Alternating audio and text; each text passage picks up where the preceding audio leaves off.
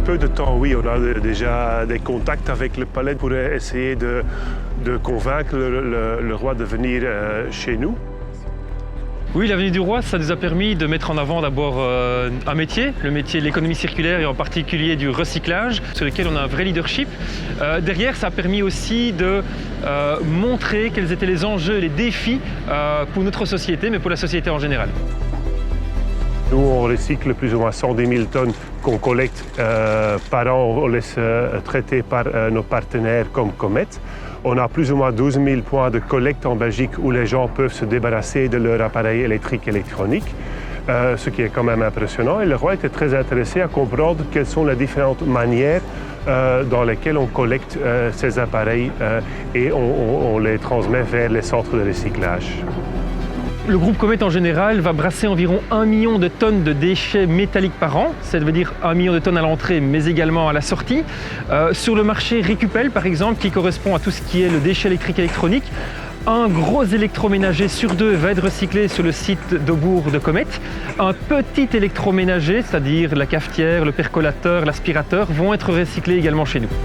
Nous sommes l'un des élèves les plus bons dans l'école européenne en ce qui concerne la collecte des déchets électriques électroniques. On est à plus ou moins 57% en poids qu'on collecte. Mais ça veut dire qu'il y a quand même encore un défi pour trouver les autres 43%. Et un des défis, c'est que les gens laissent traîner les appareils électriques et électroniques dans leur maison. Des appareils, plus ou moins 50 millions, sont dans les tiroirs en Belgique. Les gens ne l'utilisent plus.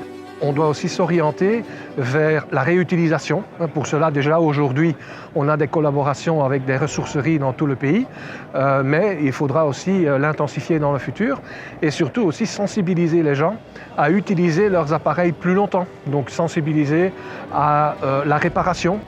Dans la chaîne de valeur du déchet électrique électronique, on va d'abord beaucoup essayer de travailler sur la réutilisation, qui est en amont de notre activité Comet.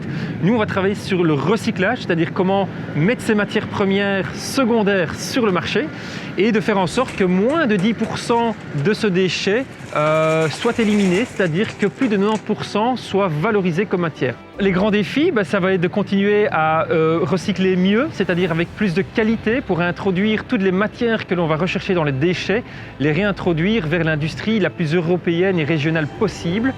De nos jours, on parle beaucoup de transition et pour notre secteur, il y a une transition qui arrive, c'est d'être capable de sortir de ce qu'on va appeler le recyclage mécanique et aller vers des nouvelles technologies. La robotisation va nous aider demain à séparer les métaux entre eux avec de l'intelligence artificielle de manière à réintroduire des métaux catégorie par catégorie vers les grands métallurgistes européens.